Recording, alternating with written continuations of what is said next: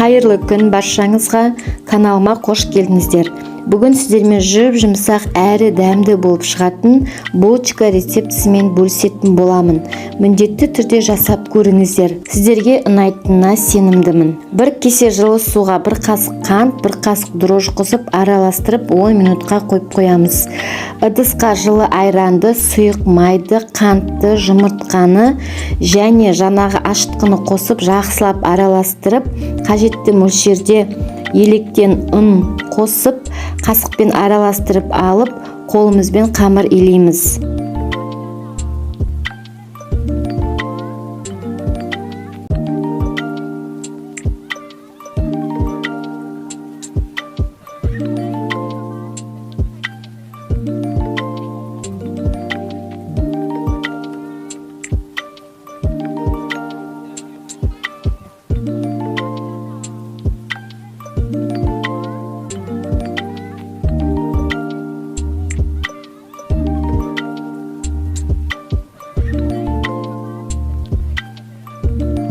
Осы қамырымыздың бетін жауып 2 сағатқа қойып қоямыз.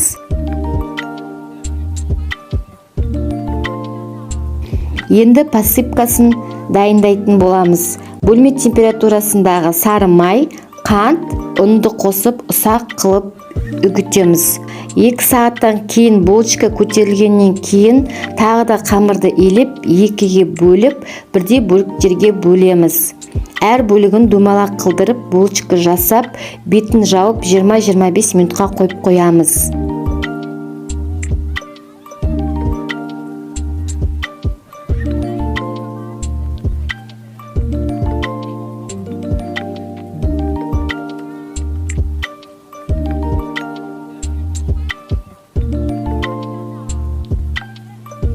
Міне булочка көтерілді, енді формаға саламыз.